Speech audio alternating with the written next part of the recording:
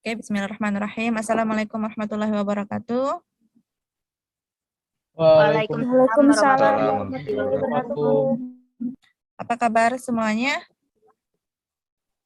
Alhamdulillah sehat, Bu. Alhamdulillah sehat, Bu. Oke. Kita akan melanjutkan materi kita ya dari pertemuan sebelumnya, yaitu mengenai metode pengambilan keputusan. Nah, metode pengambilan keputusan ini ada 3. Yang pertama ada kewenangan tanpa diskusi. Yang kedua ada pendapat ahli. Dan yang ketiga ada kewenangan setelah diskusi. Kita bahas yang pertama yaitu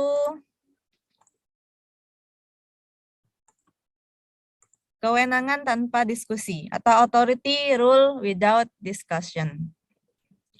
Metode pengambilan keputusan ini seringkali digunakan oleh para pemimpin otokratik atau dalam kepemimpinan militer. Metode ini memiliki beberapa keuntungan, yaitu cepat. Dalam arti, ketika organisasi tidak mempunyai waktu yang cukup untuk memutuskan apa yang harus dilakukan. Selain itu, metode ini cukup sempurna dapat diterima kalau pengambilan keputusan yang dilaksanakan berkaitan dengan persoalan-persoalan rutin yang tidak mempersyaratkan diskusi untuk mendapatkan persetujuan para anggotanya. Namun demikian, jika metode pengambilan keputusan ini terlalu sering digunakan, ia akan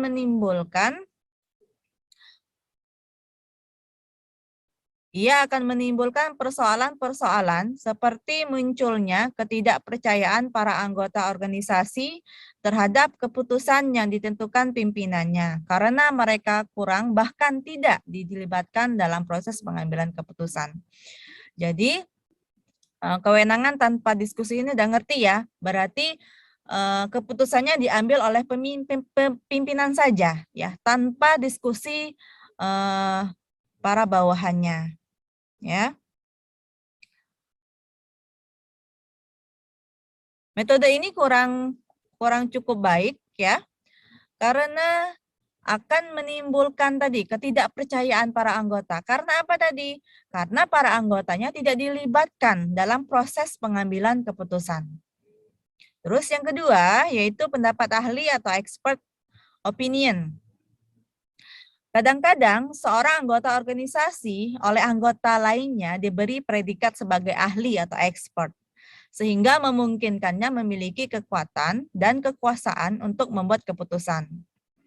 Nah, metode pengambilan keputusan ini akan bekerja dengan baik apabila seorang anggota organisasi yang dianggap ahli tersebut memang benar-benar tidak diragukan lagi kemampuannya dalam hal tertentu oleh anggota lainnya. Dalam banyak kasus, persoalan orang yang dianggap ahli tersebut bukanlah masalah yang sederhana, karena sangat sulit menentukan indikator atau kriteria-kriteria yang dapat mengukur orang itu ahli atau tidak.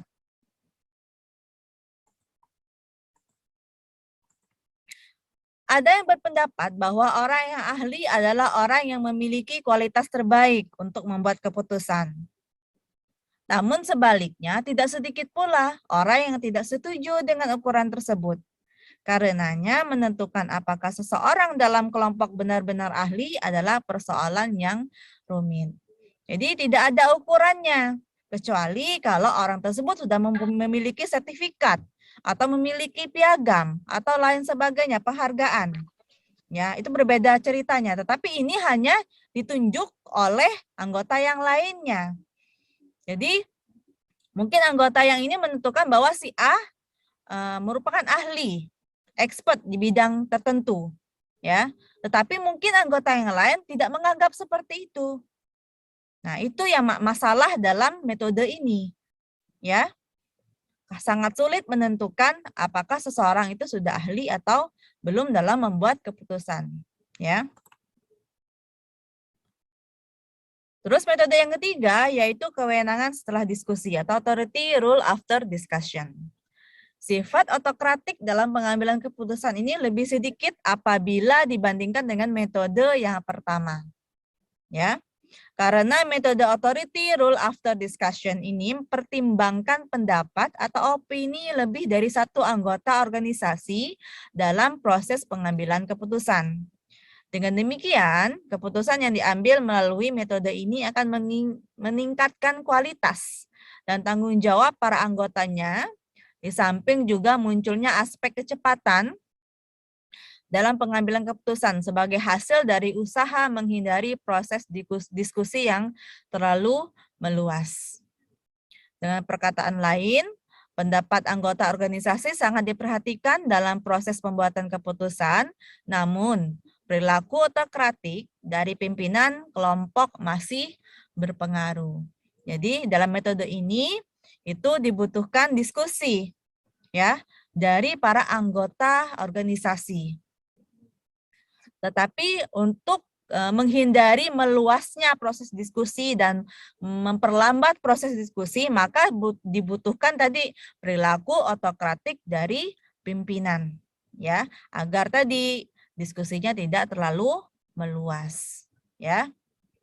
Nah, itu 3 metode pengambilan keputusan. Yang pertama ada kewenangan tanpa diskusi. Yang kedua ada pendapat ahli, dan yang ketiga kewenangan setelah diskusi. Nah, sekarang saya tanya, dari 3 metode ini menurut kamu mana yang baik untuk diterapkan? Gimana, Kurniawan Siregar? Diskusi, Bu. Yang mana, nomor 1, 2, 3? 3, Bu. Alasannya? Karena lebih banyak pendapat lebih baik. Ya, karena lebih banyak pendapat, maka itu lebih baik. Menampung pendapat. Jadi kita bisa memutuskan apa yang harus diputuskan untuk kepentingan bersama. Tetapi tadi jangan lupa, dalam metode yang ketiga ini juga dilengkapi atau dengan perilaku otokratik tadi ya, perilaku otokratik dari pimpinan, ya. Selanjutnya, informasi sebagai bahan baku pengambilan keputusan. Nah, peran informasi dalam pengambilan keputusan tergantung pada level di mana keputusannya. Apakah level strategik, ataukah level manajemen, level pengetahuan, atau level operasional, ya. Level strategik, ya, berkaitan dengan penentuan sejumlah tujuan atau goals, ya, sumber daya dan kebijakan organisasi. Memprediksi masa depan lingkungan eksternal dan internal, harmonisasi karakteristik organisasi dengan lingkungannya. Nah, menurut Anthony dan Darden tahun 1980, ya, perencanaan strategik ini adalah proses penentuan tujuan-tujuan atau goals dari organisasi dan strategi-strategi yang digunakan untuk mencapai tujuan-tujuan tersebut. Nah, pada dasarnya pada perencanaan strategik ini ada proses evaluasi, ya, lingkungan luar organisasi. Di luar organisasi, ya, dievaluasi. Nah, karena apa? Lingkungan luar organisasi itu selalu berubah secara konstan. Nah, perubahan-perubahan yang terjadi di luar organisasi itu mungkin dapat mengakibatkan perubahan juga terhadap strategi-strategi. Nah, perubahan-perubahan itu antara lain ada bisa peluang pasar, bisa teknologi yang berubah, tekanan politik, sosial persaingan, mungkin ada inflasi dan lain sebagainya, ya. Oleh karena itu, para manajemen tingkat atas, yaitu pimpinan, ya, harus pandai mengevaluasinya. Baik itu perubahannya bisa dijadikan peluang ataupun tekanan-tekanan luar atau pressure-pressure, ya, yang dapat diupayakan untuk dijadikan sebagai peluang bagi organisasi. Nah, tujuan atau goals dari organisasi itu adalah visi. Berdasarkan visi, ya, yang dimiliki oleh manajemen. Ya, apa sih visi perusahaan? Nah, setiap perusahaan atau setiap organisasi itu mempunyai visi masing-masing. Nah, goals-nya harus sesuai dengan visi tadi. Tujuan yang ditetapkan oleh manajemen tingkat atas dalam perencanaan strategik ini bersifat jangka panjang.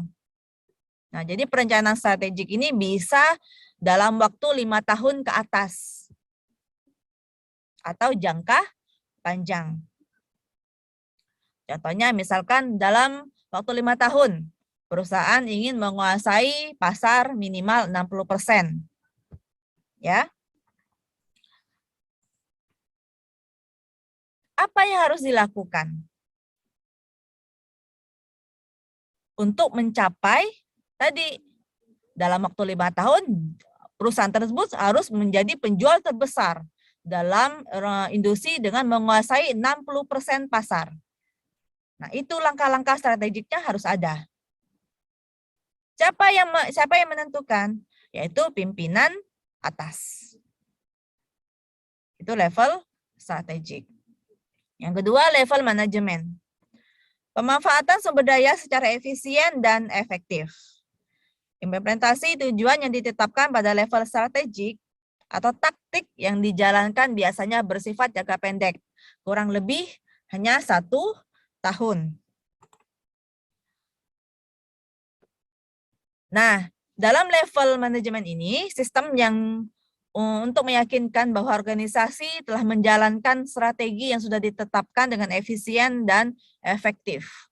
Jadi apa yang sudah ditetapkan dalam perencanaan strategi dipastikan ya dalam level ini bahwa sudah dikerjakan dengan efektif dan efisien.